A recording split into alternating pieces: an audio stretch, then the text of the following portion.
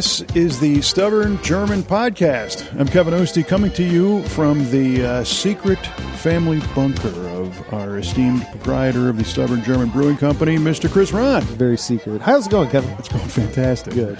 Of course, joined by our producer, Mr. Jarod Wow. Jarod Chasson. Man, I got stuck there. Good evening. I've only had two of these. Stuck in the mud, huh? All right, friends, this is the second show. Here we go. Like I needed to tell you that. Hello, Jarod. Hi, Jared. There is a lovely stink bug gallivanting from left to right on top of your... Right across the top of the headphones, yeah. He went all the way to the left and then all the way to the right. And we've got a very special guest on board the show today. Ryan, forgive me, I don't know your last name. Klohr. Ryan Klohr. Welcome, Ryan. Yes, thank you. Hi, Thanks Ryan. for having me. Thanks for coming. Yeah, thank you. Yeah. Good to hear you again. We'll get into that in just a minute. Yeah, right. Thank you. But, you know, as you obviously subscribe to the show, you smash that subscribe button and listen every single episode. We always start with the German Word of the Day contest, which is darn near impossible to win, but we'll give it a whirl. What do you got? Okay, button smashers. The German word of the day today is Heuschrecke. Heuschrecke. Heuschrecke. Let me make sure. Well, traditionally... Hoisin sauce becomes a wreck. Well, so here's what we do, right? Everybody ventures a guess on what they think this is. Heuschrecke. Very seductive Kinda sounding sultry, over there. right. Yeah. At the end of the show, we reveal the answer, and this is how we bribe people into listening to the whole thing. Oh, yeah. And because we're very polite and gracious, we allow our guests to go first. So what do you think this Heuschrecker really is? Yeah, I don't. I mean, Oh, come on. You got a something. home wrecker. I don't. Home I wrecker. Wow. Okay. Here we go. Can't think of anything else. Literally Home wrecker. is what I was going to say. Ryan Right. says home wrecker. All right. It's almost too just homonym, but horseradish. Horseradish. Ooh, As in the nice. sauce.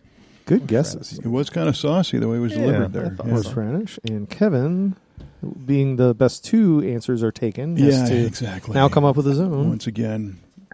Let's see how Let's he hear does. it. Play it again. Can you play it again? Oh, yeah, play it again? Yeah. Can you say it yeah. sultry? No, like I don't want to hear Yeah, I it. can- You say it. Heuschrecke. Yeah. Heuschrecke. Oh, you want it slow? Heuschrecke. There you go. Heuschrecke. Give me a minute now. Heuschrecker. Calm down over there. Heuschrecker.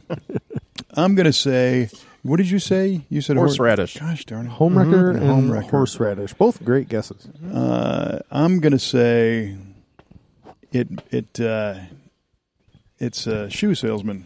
That's easy. Of And course. that's all I got because you guys took all the good ones. Shoe salesman. Yeah. All right. When can we turn the tables on this, by the way? Yeah. Whenever you want. I've got one. Oh, do you? Yeah. And we'll just Well, give this to maybe Chris, next episode. because we've all been subject to this over the time, so many times. Hey, Chris, what's a Sturdeutscher? A Sturdeutscher. Yeah. That'd be a German guy that does A Sturer. Stur. Does a lot of stirring. So a cook. A German cook. All right. He's like stirring the... Yeah, the stew. The stew. Stirrer. The stew. Sturdeutscher. I have no clue. We'll find out. Okay, well, At the end of the show. that was fun. Yeah, how about that? I actually didn't enjoy that too much. Yeah. See how it is?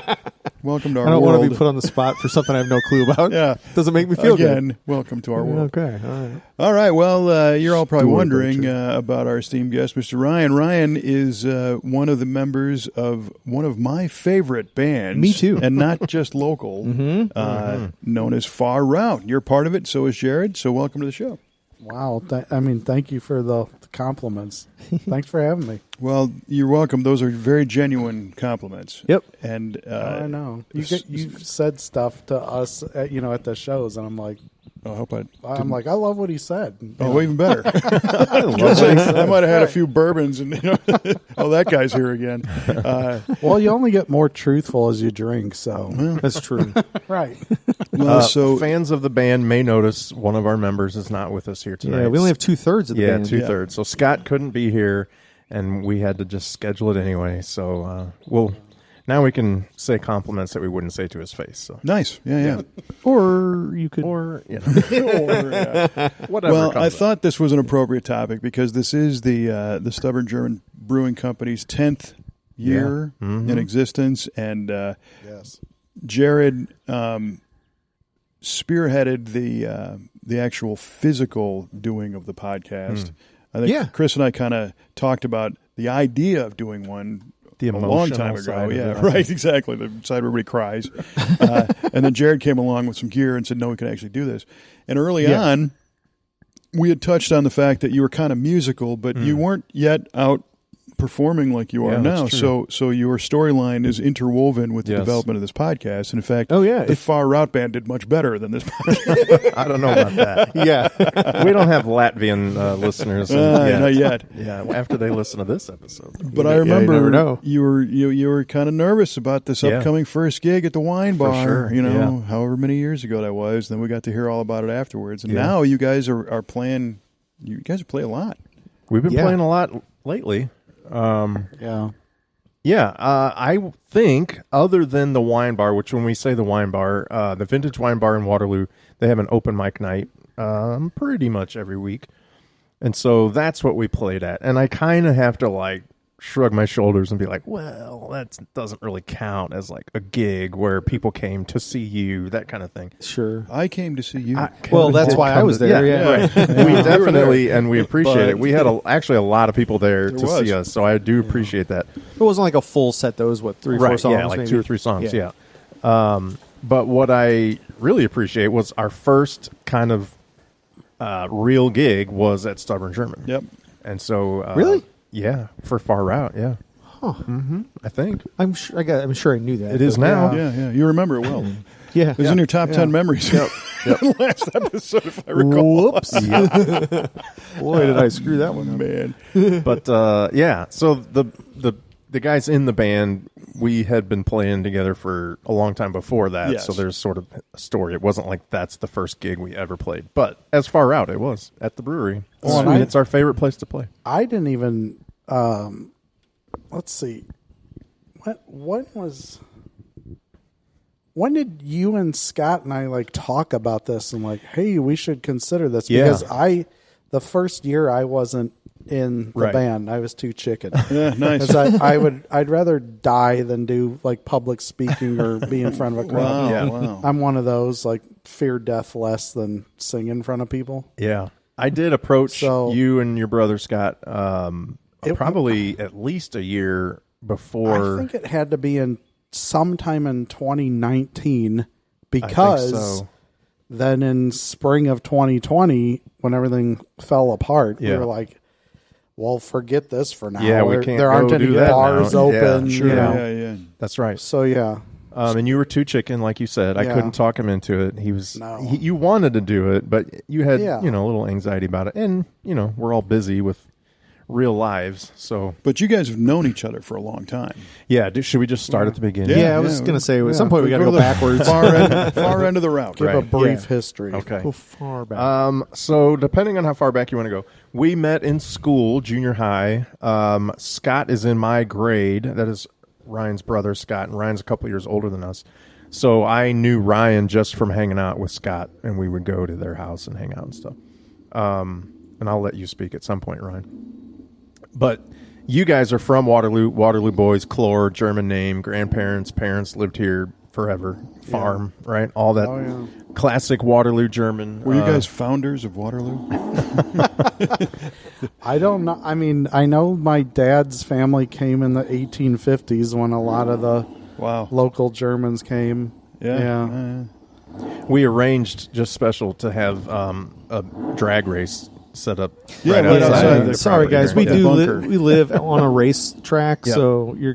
Yeah, they're cool. They're warming up now. It's we meshed with the V8. Yeah. Podcast, so we've known each other for a long time, and I think pretty early on, I'm hoping you guys can't actually hear that, but they can't. Pretty early on, we were all singing together in chorus, what they just call chorus in school, and we were in band, so not playing the instruments that we play now, so just kind of that stereotypical band nerds in school. Okay, so what were you playing in band? Well, I started out in 5th grade playing the trombone, but pretty quickly, I want to say in 6th grade, I moved over to the drums, Because you're because awesome. it was way cooler. Yeah. And Because you like to hang out with musicians? right. Unfortunately, Ryan's And stuck on the trombone. I started with trombone and stuck with it on because stuck I'm, with it, yeah. I'm Yeah. hardcore. There That's you right. go. But, yeah, Hardcore you're- trombone. He's authentic. Yes. Hardcore And Scott played the tromboner. saxophone. And Scott played the sax. Nice. So kind of a variety, a little bit of everything. One of the things that I didn't even know this until probably into high school, that Scott never learned really, truly to read music off of a sheet, which you, of course, have to do if you're in band in school. You can't should be get by able to. without it. I mean, you get I can play tests. Wipeout Well, on okay. drums without sheet But you're music. tested. You get graded on your ability Oh, to right. read sheet music. That's his point. You can certainly do it as a Yeah. musician. Sure. You don't need to be able to read, but to pass the test, you do. Yeah. Can you take a second here? Ostie, can you tell us what we're looking at? That's a C7 Ooh, Corvette. nice. I believe it's got a Lovely. Borla or a Black Widow exhaust system that's been installed on it. You can hear it from here. It can sound like, yeah, sounds like Yeah, that. little lowered Okay. tinted windows. And Yep. Now it's leaving. So yeah. Okay, well, great. There you go. All right, thank you. And where were we? All right. Well, Scott, But hold on, Yeah, I go do ahead. need to draw a parallel Yeah. here Okay. because there's somebody else. Who am I thinking of that was a drummer, drummer and in became the a band. guitar Yeah, player? right. Oh, Maybe a guy named Dave David Grohl. Yeah. Wow. Yeah. Grohl. Oh, I thought you were Jeez. going to Drummer. say Chris. We've Guitar- had- we yeah, had- I was like, we when he had said guitar, I was like, guitar. nope. No, not you. So we Yeah. could say we There's had some like parallels. Dave Grohl Yeah. adjacent on That's this show. Right. Jason. The Dave Grohl of Waterloo podcast. Right on. I often I've describe always- myself that way. Yeah. People are always like, if one person you want to drink a beer with them, I was like, Dave Grohl, easy. Yeah. Yeah. But look, I've been right I here mean, next see to what I'm Jarod saying? this whole Whole time. time. See what He's I'm right saying? in front of me, and I don't Yep. even appreciate him. You don't even have to fight any foo. Yeah, no, That's not right. at all. Yeah. Well, one of the things that, and this is, I'm going to tie this all together. So, Okay. Scott was so gifted at music that he could just play by ear. He was first chair in his instrument, saxophone. So he's considered, in his grade, like the top player who can't even read music. So he can just hear what he's supposed to play. He can hear somebody else play it and then play it. So you just listen to the guy next to him and go, Basically. I got that. Yeah, basically. That's awesome. Well, Yeah, those- no,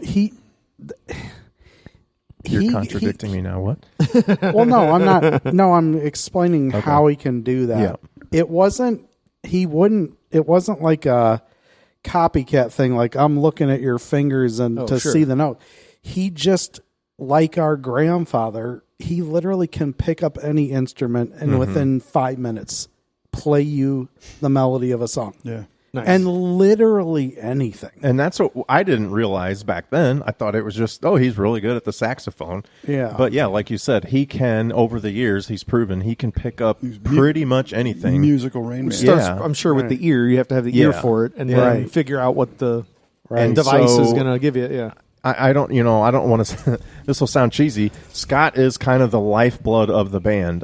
He plays the piano, and anybody that's even a halfway fan of piano just realizes how that instrument just fills out the sound and is just gorgeous. There's nothing like a good piano, right?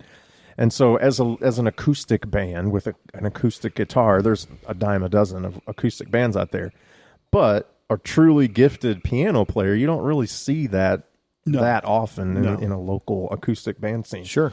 And I'm so thankful that we have that, and he loves it, and he's willing to do that.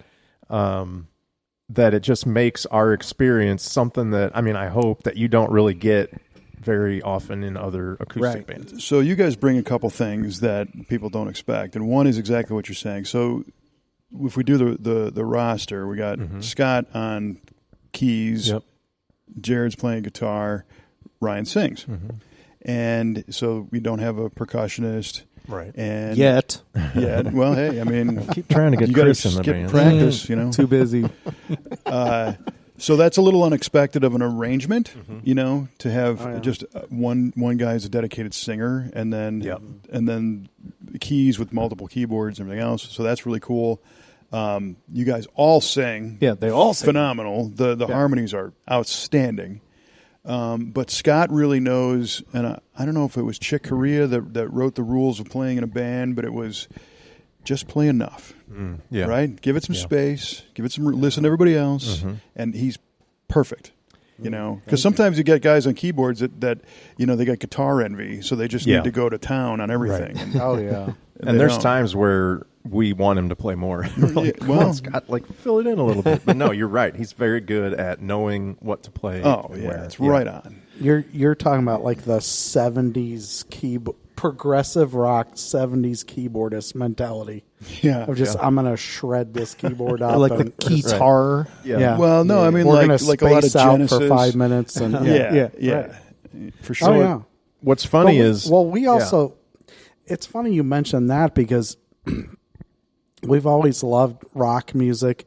When I was growing up, I used to say, I literally would say, I love all music except rap and country. I'll listen to everything except those.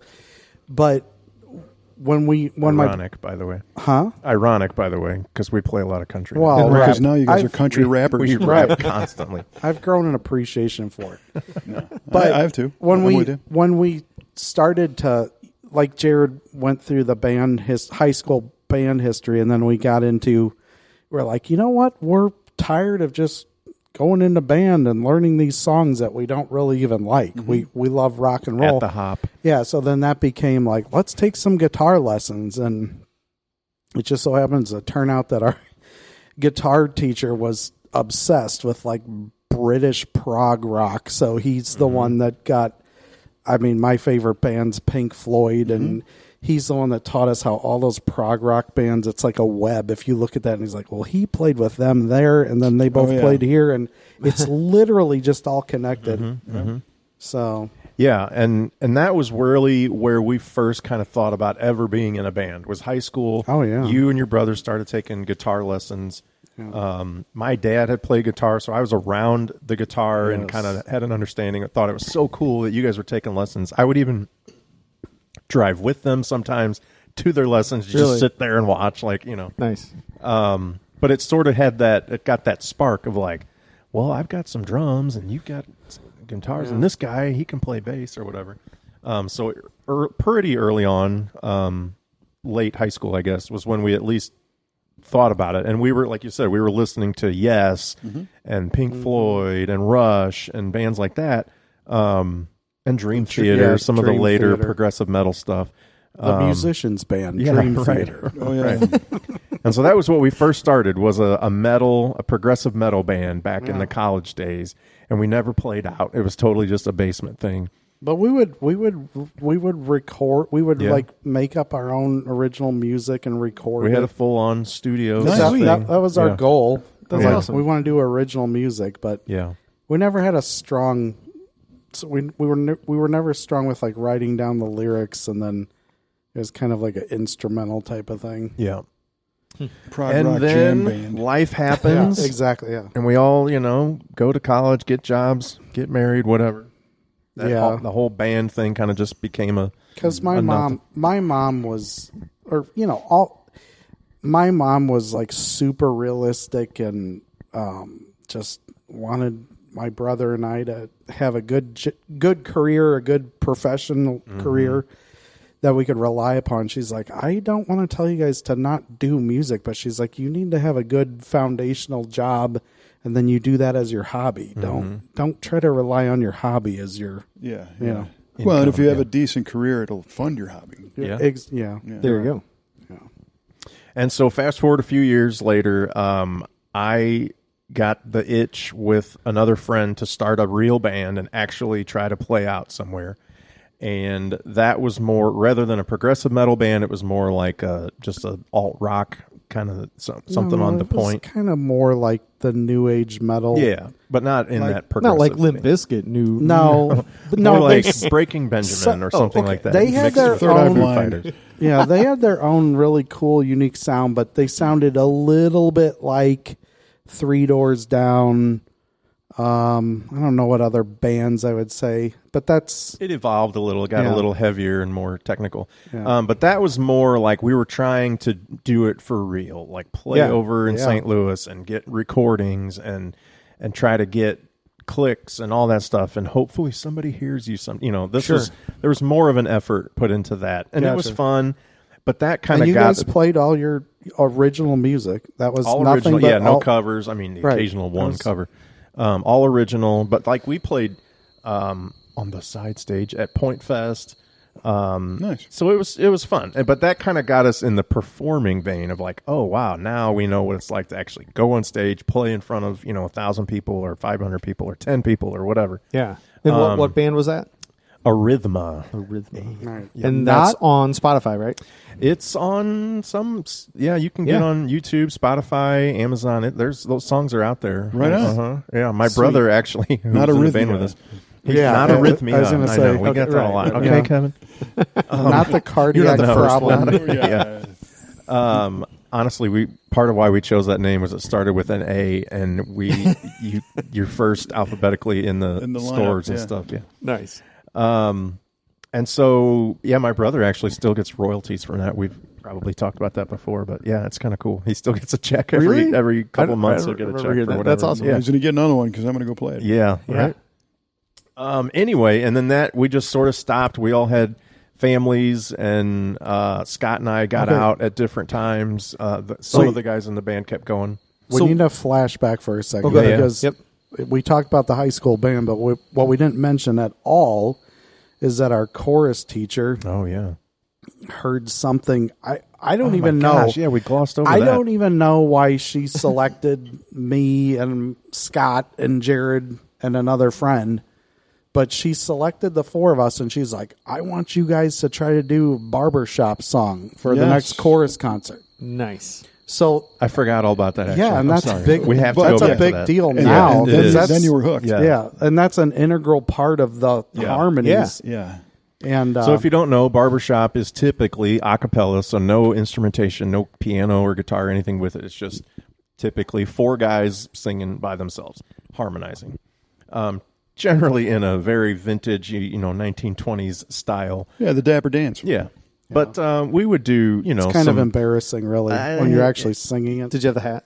Oh, God. We had Oh, the yeah. suspenders, Straight. the hat, You still the have bow hats? tie. Still have the hat? The hats were so cheesy; they weren't even real straw. Like they were styrofoam or literally a styrofoam. Styrofoam, yeah, those are the real ones. Actually. Yeah. Oh, really? The strong ones are the cheesy ones. But whether it was, the chicken or the egg, whatever got us doing that made us really lock in harmonies and have an appreciation for harmonies.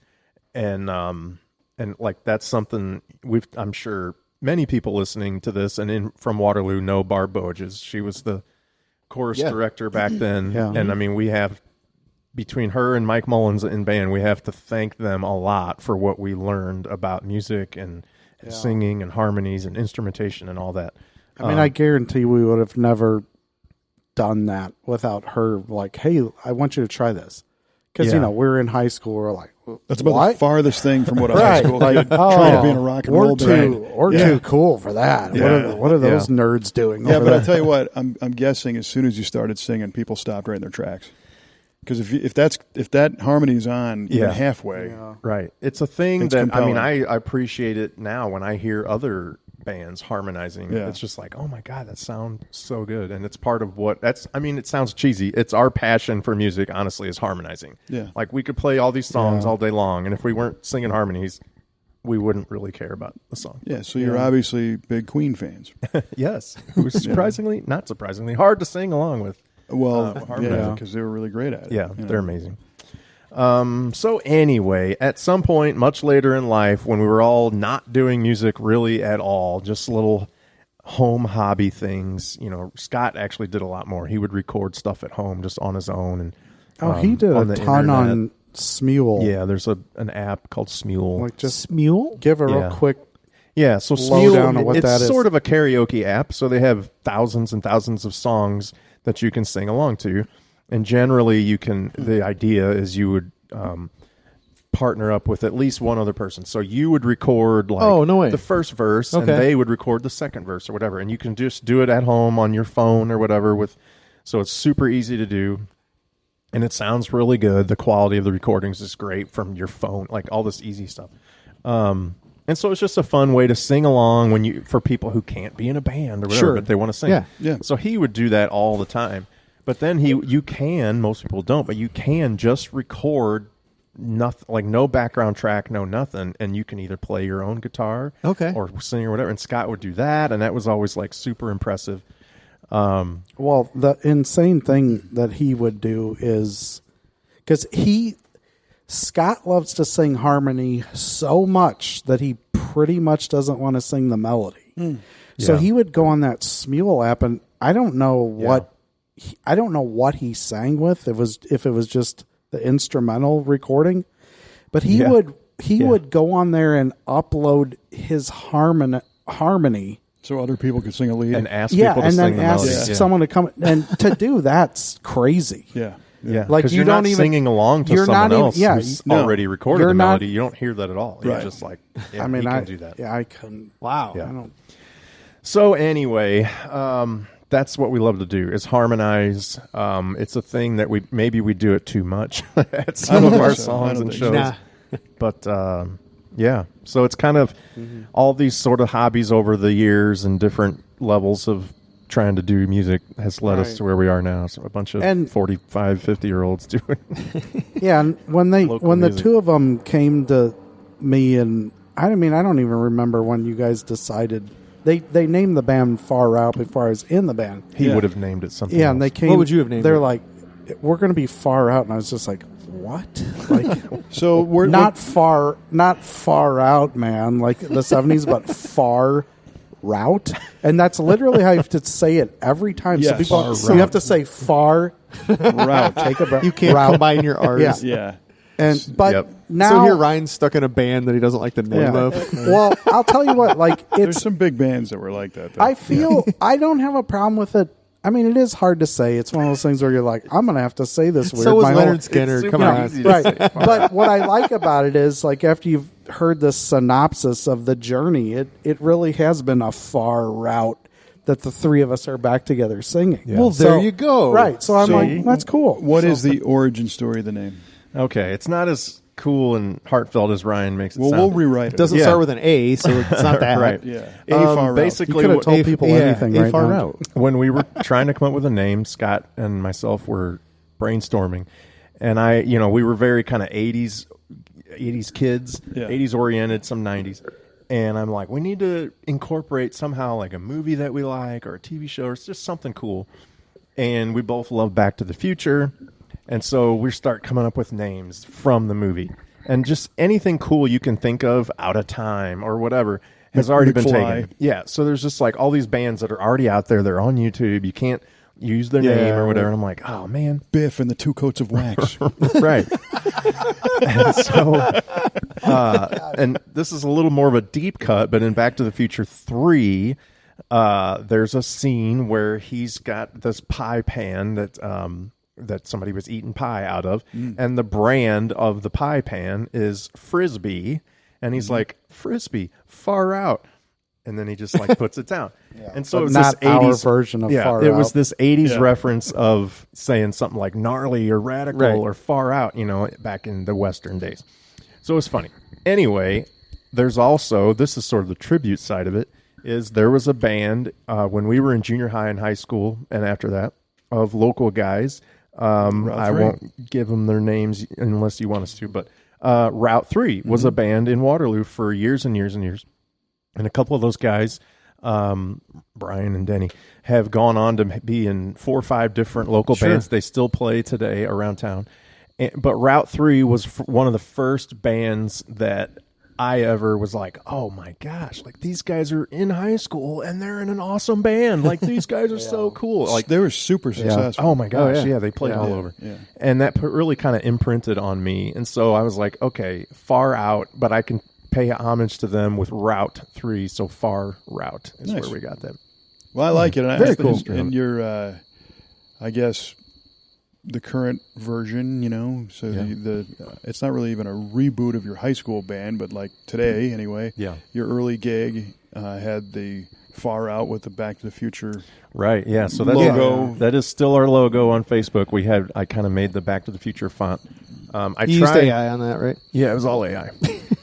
No, we talked about that before. Yeah.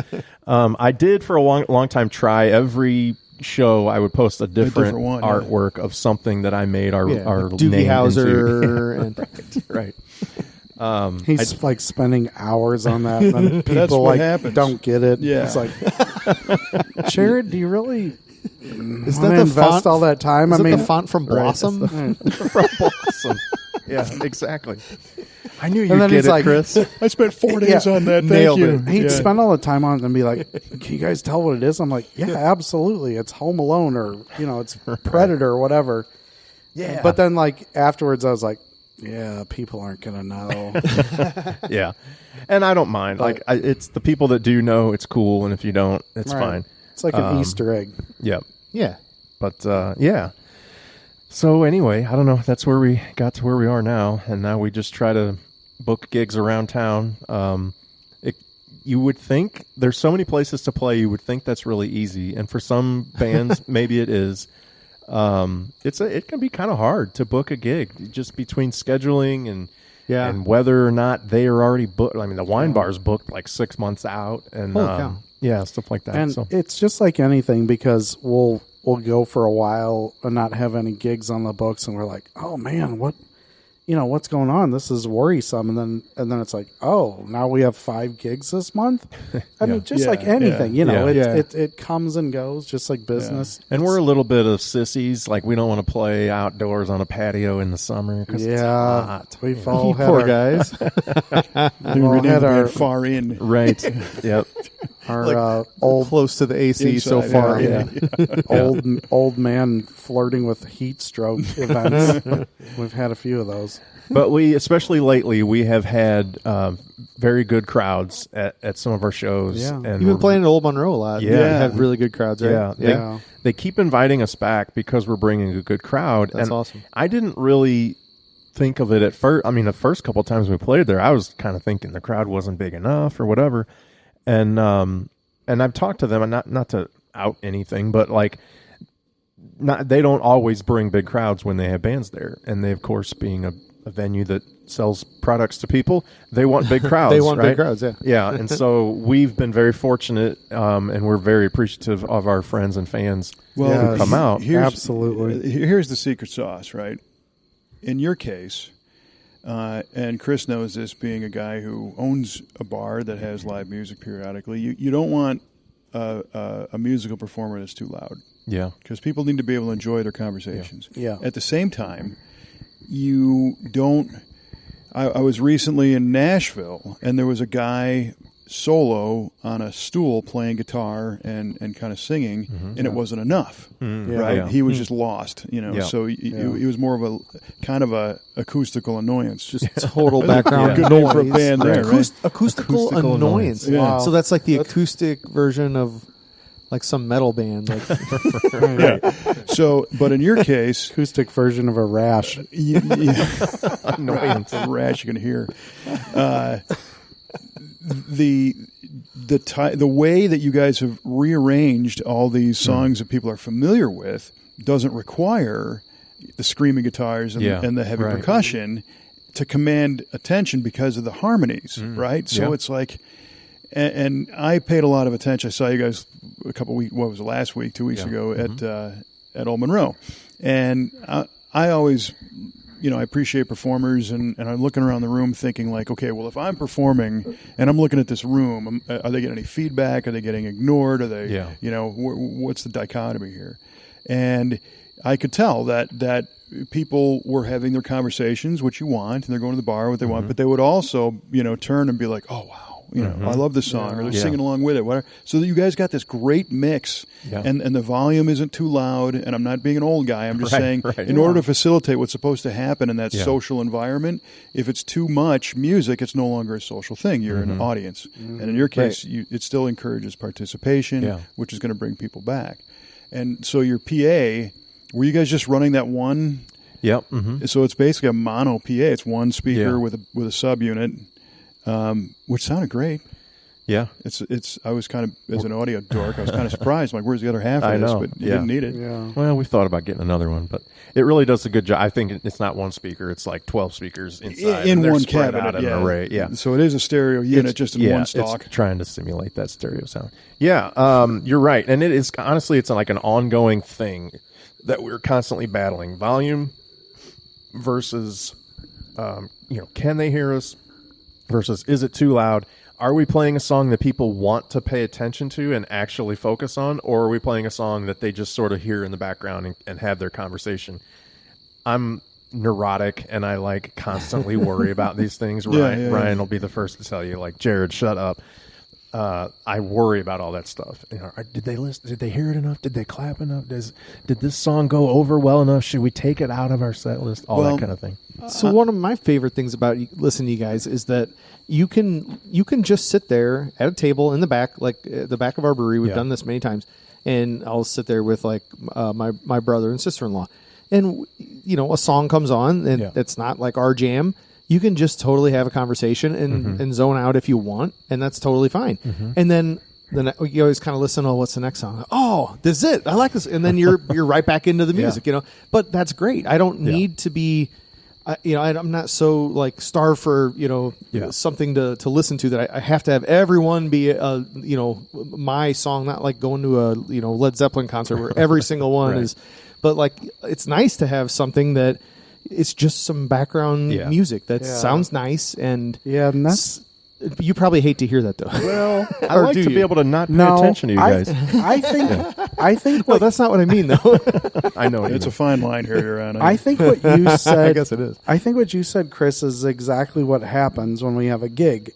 You can come there. Well, you know, we may be playing somewhere where you're not even there at all to hear us. You're just like, I want to go. Yeah, you just showed up. Have some drinks there, and then we're there. Which then, like you said, you know, it's good that it's not super loud. But if you're there and you're listening to it, you can kind of just make it whatever you want. You can get close and get immersed in it. Yeah. Or you can go to the back and just kind of tune it out, you know. Or we can go right up front and jam out with the placenta song. Right, exactly. Which we've done as well. We had a guy at Old Monroe last time, total stranger, no idea who this guy was, yell from across the room, Saigon Kick! And he's just like devil horns up. Like he yelled, Love is on the Love way. Is on the way, which is the and song. then I was like, Saigon Kick with a fist. Nice. You know, he was like, he was all in on that. Yeah, and we're like, I don't know who that guy is. He didn't even look old enough to know the song, which shocked me. He definitely knew.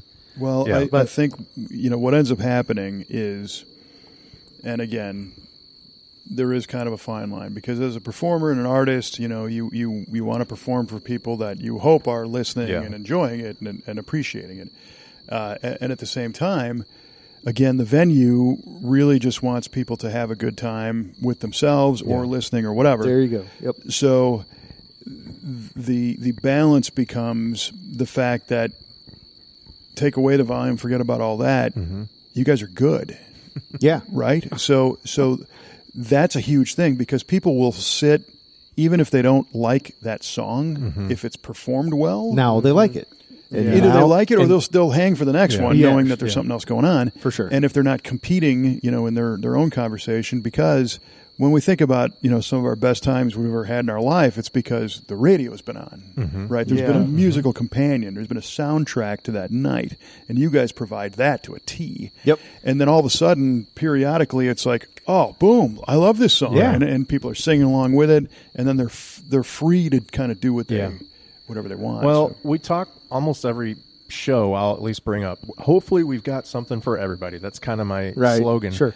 But we really do have such a variety of fans and just people that are at any given venue. You might have an 80-year-old, you know, grandma who's there with her kids, or you might have a 45-year-old or a 25-year-old bartender or whatever. Like all spectrum of all kinds of people.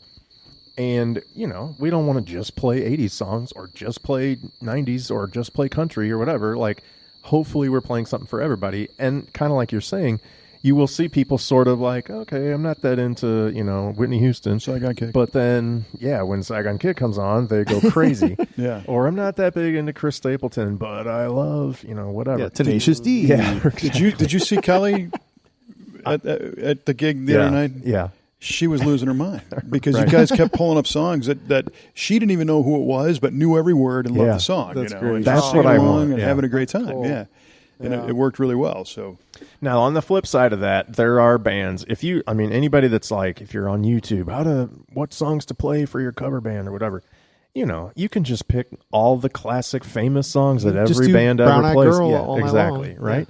And it's cool, and people will sing along, and it's fine. But like you hear that everywhere you go, so we try to do something different for sure. And I hope it works. But. It does work. That works very well. I think. Yeah. I mean, that's like one of the main reasons I love you guys. Is like it's the I don't know, it's the bands that everyone kind of knows, but it's like not the most popular radio track. It's the one right next to it or whatever, which is so cool. It's also the arrangements, right? Yeah. Well, so far too often you'll go hear a band or you go to a bar or wherever and there's somebody playing and you know that they're on cruise control. They know their set list. They know what's next. They're just going to get through it. They're going to bang it out. It's going to be a cover. It's going to be literally like play it like the record played it. Yeah. Right. And then at the end, get the check, get out. And if it's too loud, I don't care, whatever. But in your case, you've recrafted all these songs. You've written your own arrangements. You've come up with your own harmonies. Yeah. And the fact that you guys, because you're neurotic, you've strategized on what this playlist should be. And like you've analyzed like what's going to go well before this one and what will follow the tempo that one. of this song before sure, the next song. right. No, right. I know you have. Alice in Chains doesn't have a piano player. Yeah, So exactly. they had to like make that up. So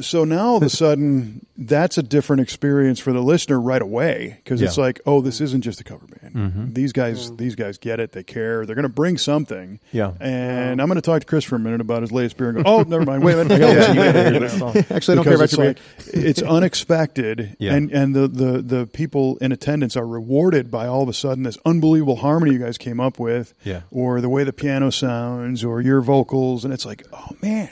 Well, that's why to it's give fun. Scott some credit again, I wish he could have been here, but he arranges a lot of the stuff. Not everything, but like a lot of the truly like surprising arrangements come from his mind. And some of it's just natural. He's playing piano, so the song's going to be different because it probably didn't have a piano in it to begin with. But he can just play by himself, and I tell him all the time, when I have to switch guitars or whatever, I say, Scott, just vamp. Just play something. Go ahead. And he'll play by himself, and people just turn. Their heads turn. They hear just a piano, and they're like, oh, what is this? It sounds great. And it does. Of course, it sounds great. Yeah. He's not going to listen to this, is he? I can't imagine. You better not tell him about it. You're being way too nice to him. Well, getting back to what I said before about him playing just enough. Yeah. When, as the keyboard, he's kind of the rhythm guitar essentially. He's kind of the driving, backbone of the songs you're playing. But then he'll throw a couple of bass chords in at the and it's like, ooh, this thing just picked up dimension in both ways. Yeah. And it's like, wow, that is so calculated just enough. One of the things that, I think I've said something to Scott about this at practice, but he has this like uncanny ability to, two things here. I feel like what's in our wheelhouse is kind of these like fun, like renegade desperado types of songs. Like if it's in that Southern wheelhouse, rock kind of Southern rock. How will I know? Yeah. But then Scott has this uncanny ability, the way he plays piano.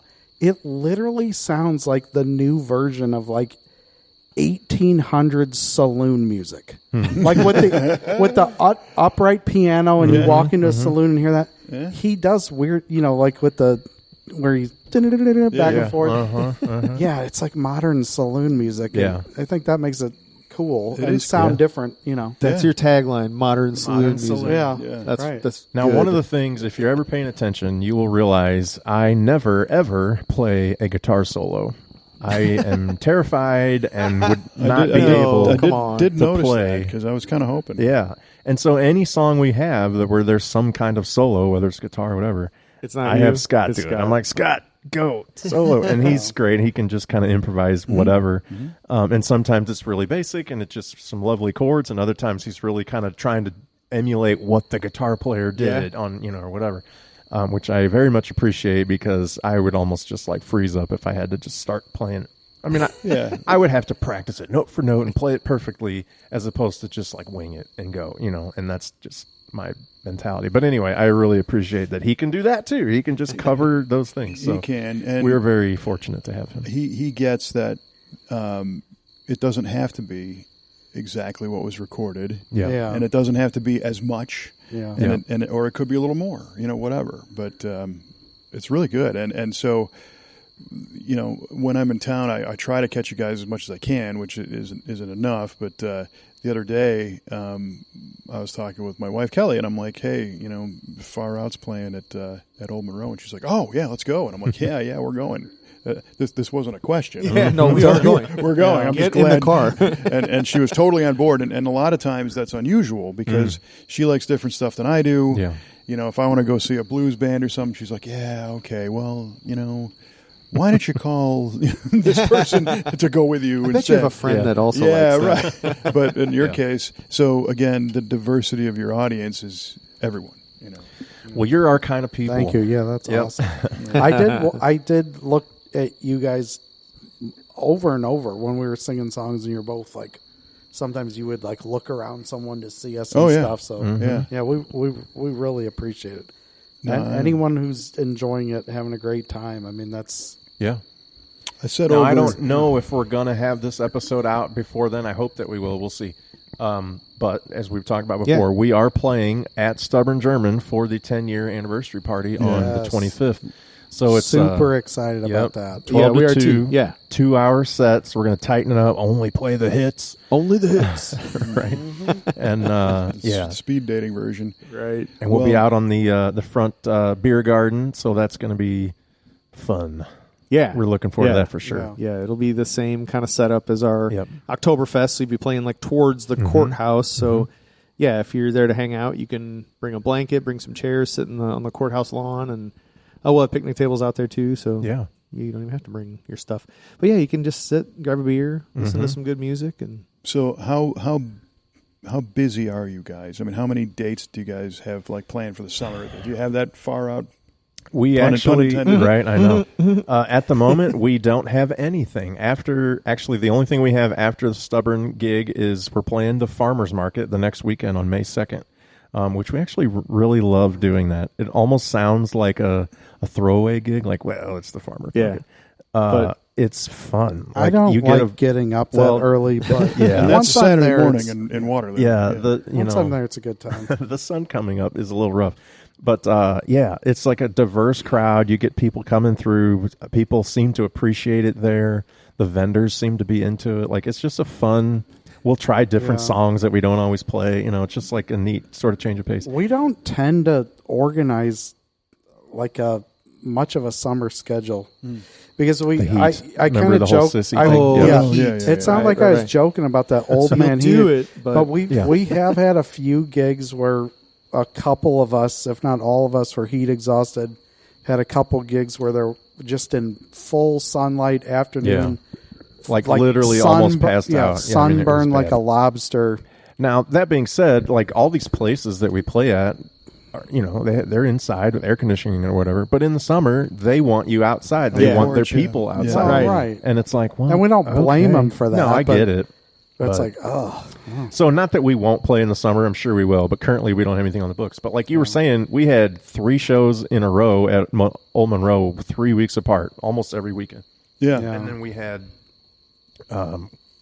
Tiny's recently. I feel like we played somewhere else besides Old Monroe. And it tends to all unfold like 2 to 3 months in advance because over and over we haven't had anything. Like we'll get to like February and like, hey, we don't have any gigs. And then all of a sudden there's like eight gigs lined up between February and Now I said April. It's hard to book a gig. And that's partly me just being lazy. Like, if I want to do the footwork and go into every bar in town and try to just work, you could find. If we wanted to play every weekend, and so there's bands if you had a booking agent, it'd be a different story. Jarod is unwilling to annoy people till they say yes. That's the gist of it. He doesn't know how to. That's what all the good bands do. Well, yeah, they do. So, what's like an uncomfortable terminal velocity for you guys? What would be too much? Is this something if you had the opportunity every weekend, that's too much? I think if we played every weekend nonstop for even a few months, I think it would probably be too much. And honestly, like it's partly us, it's our families. Like we want to spend time with our families. For sure. Our wives need the help at home when we're gone because we practice every week that we're not performing or when we are performing.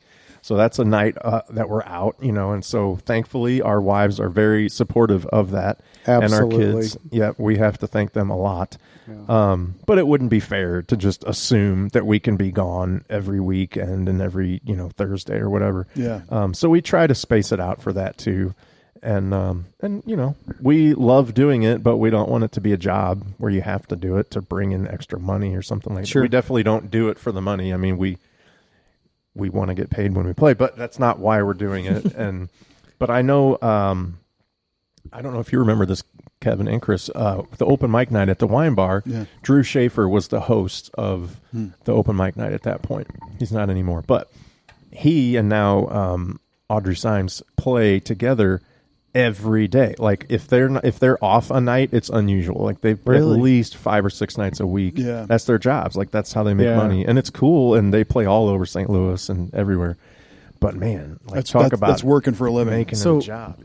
I just heard this past weekend, I guess Steve Ewing, was it on, must have been Saturday, I want to say. There was a half marathon in St. Louis that he played at the finish line, so that was like 11 a.m. Yeah. Then he had another gig at, it was either 2, I guess probably like 3 p.m. Yeah. And then he had another gig at like 8 at night. Yeah. 3 gigs in one day. And I'm just like, oh my, I mean, I don't know how his voice. Yeah.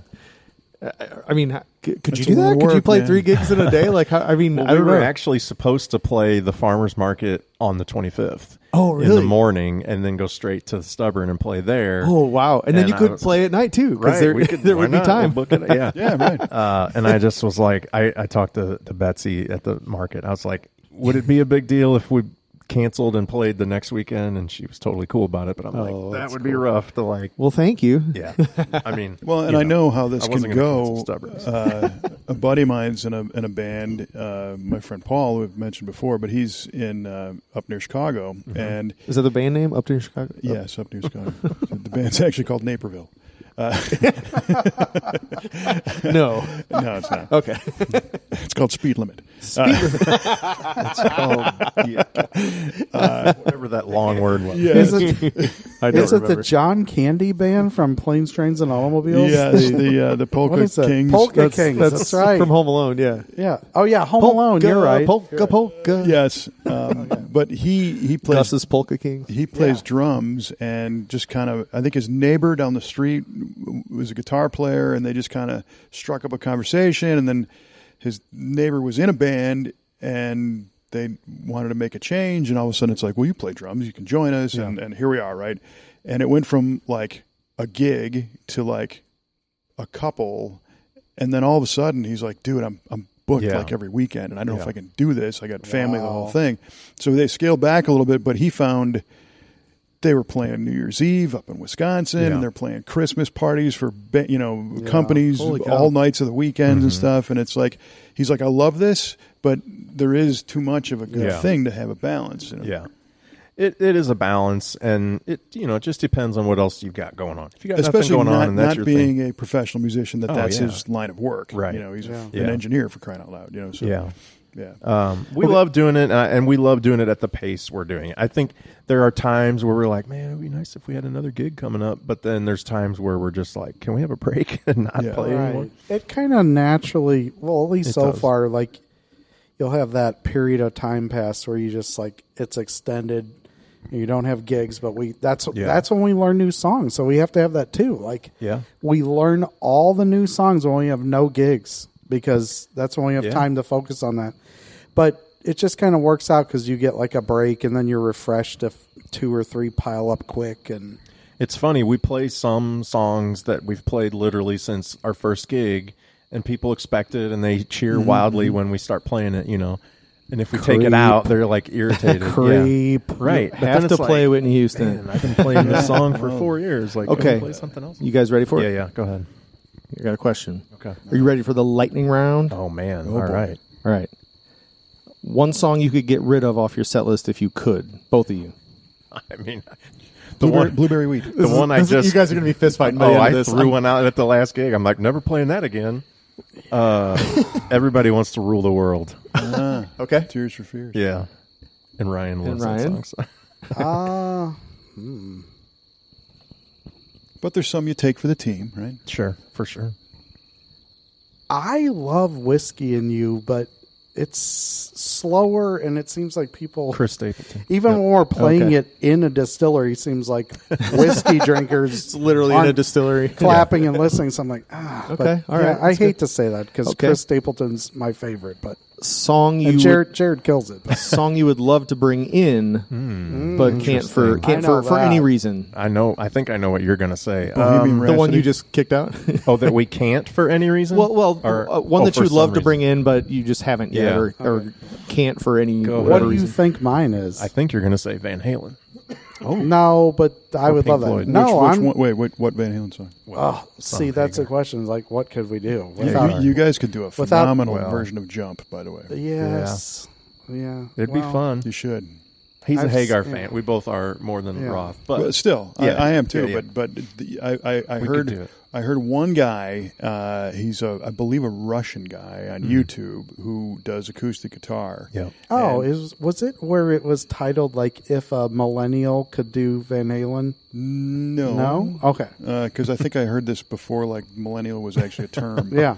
This goes back probably 15, 18 years. Oh, wow. Okay. Yeah, the guy's name is Igor something, I believe. Phenomenal guitar player. And he did an acoustic version of Jump, and it was unreal. And I'm just thinking if there was harmonies on top of that, it would be like out of this world. We should figure that out. Yeah. No, I'm saying, I've heard so many, even professional bands do it. And every time someone does their own version, I love it. And I grew up hating Leonard Skinner, hating them, but I want us to do Simple Man. I think that would be. That'd be right. I think that'd be great. You guys would. But Jared's like, it's too cliche. It is a little cliche. But if we do our version, you should do a different Leonard Skinner. They would. They do. I used to say. So here's what we need to do. Because when I was in high school... The lightning round is not very high school and college. Or long thunderstorm. Yes. High school and college in the 90s, here's what I literally used to say. I would say, you go into any redneck bar, you're going to hear these three bands. Yeah. You're going to hear Leonard Skinner. Yep. Leonard. You're going to hear AC/DC. And you're going to hear Bob Seger. Okay. So we need to pull in the AC/DC and the you Skinner. killed the Bob Why don't you Seger just song. do a medley? Oh, see, Yeah, there do you the go. three- The redneck bar medley. We'll let Scott arrange it. It'll be fun. RBM. Debut it at the anniversary party. Okay. All right, go ahead. Lightning. Jared, this one's for you. What is the best song that Ryan does? Ooh, okay. In your We opinion? probably just mentioned it. Turn the page, Bob. Seger. Oh, yeah? Okay. He Cool. kind of kills that, and it's a crowd pleaser. Okay, and then vice versa. What about I would for Jared? say, gosh dang it, the Boss song. Does he sing any Springsteen? Yes. What is it? I don't know. I'm on fire. I'm on fire. Yeah, Hey, you are. Spring- yeah. Okay, and then both of you That's a fun one. for Scott. What does Scott do the best? Oh man, he doesn't do many where he's singing the lead or whatever, but it's always a crowd pleaser walking in Memphis. Right. Oh, Everybody recognizes He's that piano been riff. singing that song for literally 30 years. Yeah. There were a couple times where he would be in like a big hotel where there's just like the baby grand sitting there. Just sit down And he would just walk up to that and play that. Here play you it and are, sing ladies it, and yeah. gentlemen. Yep. I actually don't know if he sang with it, but he would play. But The melody, yeah. Okay, and the one instrument that you can bring, if you could bring one more instrument, even if it's like a triangle or something like, what would you bring in? Didgeridoo. I mean, the Didgeridoo, anything. We've talked about this a lot. a double bass drum kit. I mean, Well, come on. duh, Tama. right? Somebody, should I bring that up about know. what I should play? Oh yeah, this is funny. Someone was like, Finger cymbals? "Why isn't Ryan playing bass?" I mean, Bass guitar, and the person literally was like, "I picked it up. It was easy." it's easy. Anybody can do it. But- It's like, That's awesome. Here's the thing. Even I can do Okay, it. let's just talk about this. If you want to call it the elephant in the room, I wasn't gonna bring it up. Why don't I play an instrument? Okay, the big reason why I don't is because I'm not good at playing an instrument while I sing.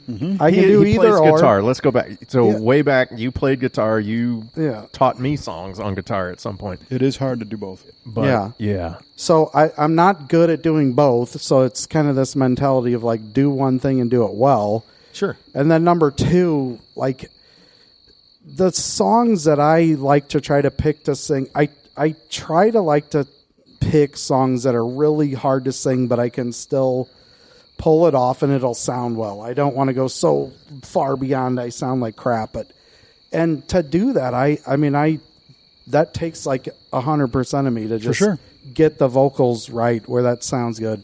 And then number 3, I'm like my brother in that, well, he's can pick up any instrument and play it, and I'm like him in that I'm just kind of hands-on and feel my way through. But I'm concerned. I'm like, I don't know if I have enough time to get this instrument sounding right and getting it to sound right while I sing and then we perform it. So we would makes sense. You know, there's compromises we could do. Like someone's like, well, actually, Mike Wittenauer said that. He's like, why don't you play some guitar solos? Not that I'm a good guitar soloist, right? But you know, if I had, you wouldn't be singing. I could kind of noodle around and do a solo while I'm not singing. Yeah, but could be interesting. The good thing is the piano provides percussion, right, and bass, right. Mm-hmm. So you got any more? Yeah, no, that's all I got. That was it. Okay. Yeah, no, I was thinking you could maybe play either. What? I can't imagine anyone is still listening at this point. You didn't answer what song you would add in. Like, what would I do if we could? Oh yeah, you didn't. Did you? I don't know. Ryan shoots down most of my songs, so I don't really think about it anymore. I don't even bother thinking of it. Well, I think I would like to do a Foo Fighters song, honestly. Yeah. Okay. Which one? Yeah. Well, I mean, I would love to do Everlong. Yeah. I think it vocally. I mean, it's hard to scream like Dave Grohl screams. So you got to pick a song where maybe he's not doing that as much. I would maybe do My Hero. Change it. I know. Change it. You're right. Yeah. If you did, if you did like, you know, like Learning to Walk Again. Yeah. Without the scream. Right. Oh yeah, you could totally do that acoustic, right? Well, let me say one thing here at the end. So when they started off, they were picking like these songs that they loved, and they were like, Jarod, it was almost like his motto. He's like, we play songs that we love. Yeah, it's good.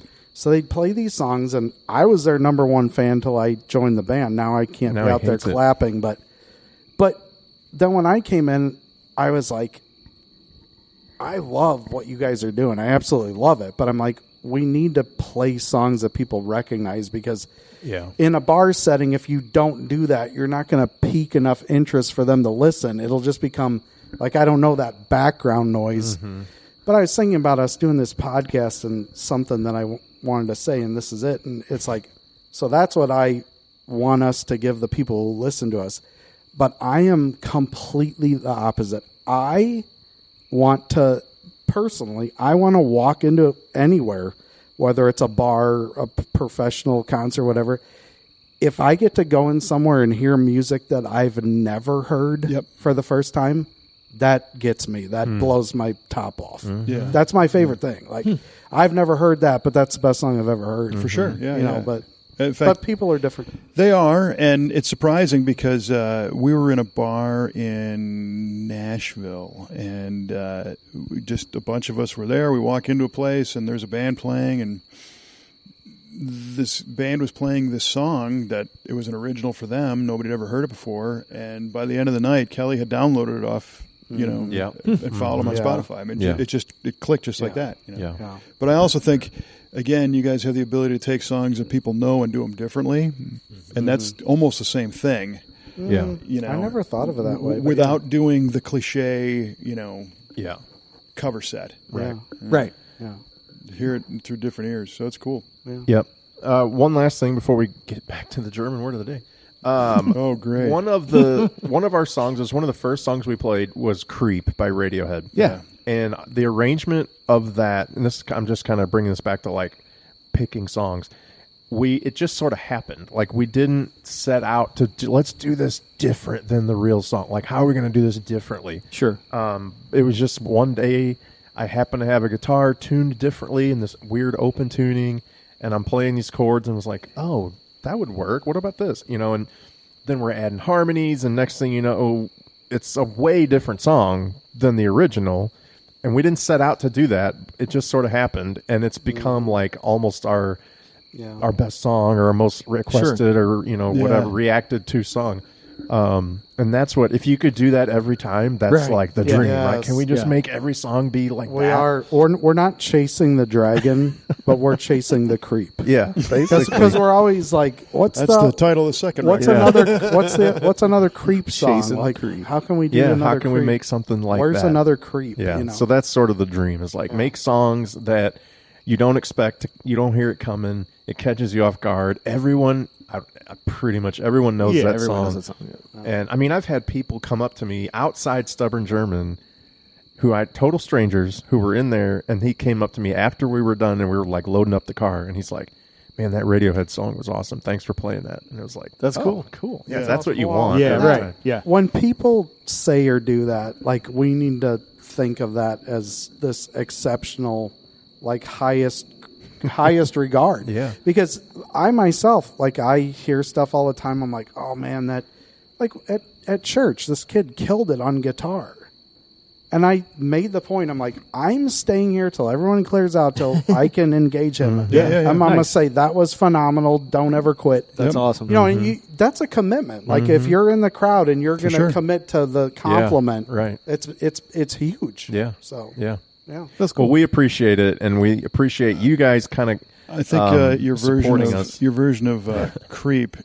The way I look at it is, if Radiohead spent like an extra 2 weeks on that song, that's what it would have ended they up would have come with. Yeah. Instead, they just slung it out there. Here's another one. So I'll throw one out that if you ever feel like doing it, and this is one that it's a fringe, which I kind of dig, but God only knows. Do I know what that is? Yeah, you do.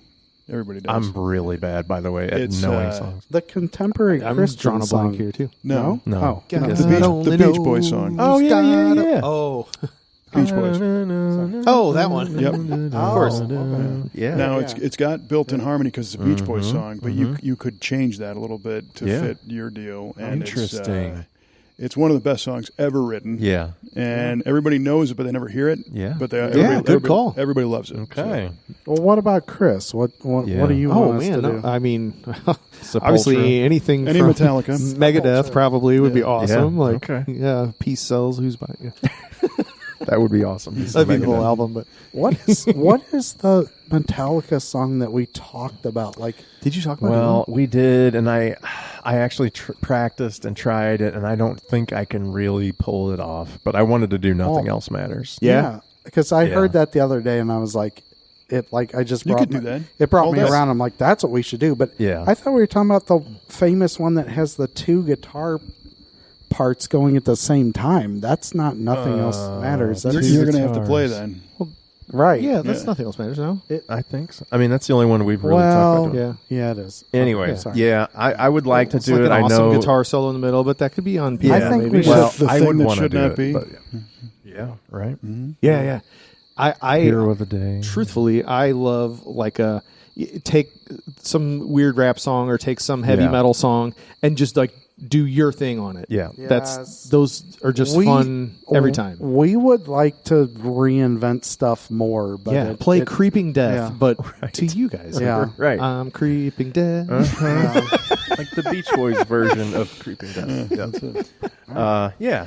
We're always open to ideas. It's some are good, some are bad. Some are These worse bad. than others. No, it's tricky, and we love coming up with things, and suggestions are great, and we always try to do something different. So I always try to disregard them real fast. Well, some of them we throw out Thanks, real Paul. quick. Yeah, I heard an We'll give it awesome a idea. Real quick. I don't know if I said this to you, Jarod, but I was telling somebody. I don't remember if it was people at work or something, but it's interesting because there's a certain population of people that come and listen to us. I mean, they're not people that are there specifically to hear us because they're not people we know, but there's someone that we don't know, but they're there and they hear us, and they come up and they're like, there's no compliment, there's no like, you guys sound great, or I love that or that, but they just come up and they're like, what you guys need to do is Four Bridges Road. Yeah. Or what you guys need to do is Crosby, Stills, and Nash. Seven, Yeah. We've heard Crosby, Stills, and Nash 10 times. Yeah. And it's like, well, I appreciate that you like the way we sound, but like you didn't really tell us we sounded good. You just wanted that song. I mean, it's Ryan's just kind of looking for the compliments. Well, They got a jukebox on the wall.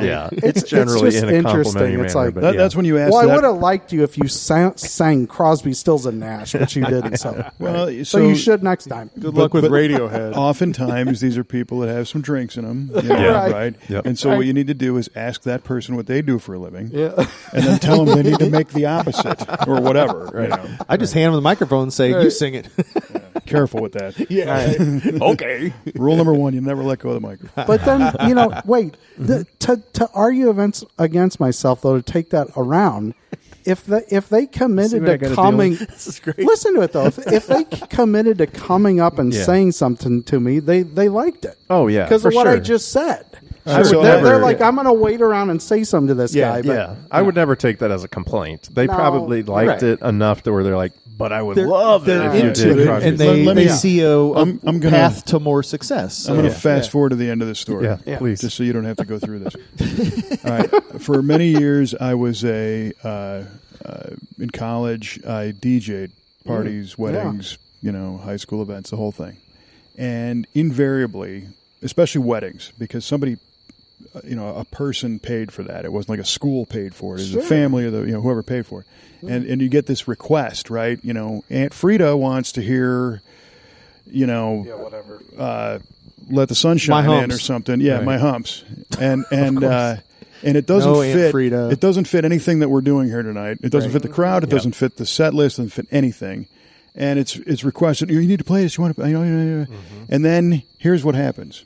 You finally find that lull, and like enough people went to the bathroom, and they're all at the bar and everything. There's nobody on the dance floor. And then you let it rip. And then you let it rip, and Aunt Frida just leaves. Yeah. So that's what's going to happen. If you guys play the crowd, the guy's not even going to notice. He won't even And he's care. going to bail. He'll And you're going to be- be like, I For spent sure. 2 weeks learning this song. You're totally just right. for this guy. Yes. Yeah. Yeah. You're totally right. No, do what you're doing. Well, Don't stop. Aunt Frida and pie plates and styrofoam hats. What people really want to hear about is the German word of the day. Do you mean Heuschrecke? Right. Of course, that's what I meant. Heuschrecke. I think we got 2 solid answers here, by the way. Yeah, we Solid do. guesses. We do. So we'll start with Kevin's because that's weird. Because it's not. Shoe salesman. Yeah. Okay. Jared said horseradish. Right. Heuschrecke, Could horseradish. be. Not bad. And Ryan said home wrecker. Heuschrecke. Heuschrecke means grasshopper. Oh. I win, you all lose. Wow. All right, so Jeez. I Oh, yeah, said what was yours? Stewardeutscher, and you said Stewardeutscher. a soupsman. A German soup smith. Yes. Well, really what it is stubborn German. Oh, Shut wow. Oh, Of Chris. course. Mike is Mic drunk. drop. Shut up. Oh, he schooled yes. you, Chris. Wow. I Jeez. quit. This is the last podcast Oh. ever. Thanks, everybody. It What was is fun. it? Stewardeutscher. Stewardeutscher. Oh, Deutscher. okay. Nice. I That's good. know I've heard that before because I've looked it up too. I'm surprised you don't have a beer named that or something. Yeah, no. God dang it. You got me. You got me. Touche. Yeah, it only took 4 years. However long. Are we doing this? All right. Well, friends, I hope you enjoyed this episode as much as we did. If you're still listening, thank you. And smash that subscribe button. Go Smash look it. up Far Route. Come see them, right? And the double whammy is if they're playing at the Stubborn. Come do all the fun things at once. There we go. And so for Ryan and Chris and Jared, I'm Kevin Ostie saying Prost. Big plan. Vigor.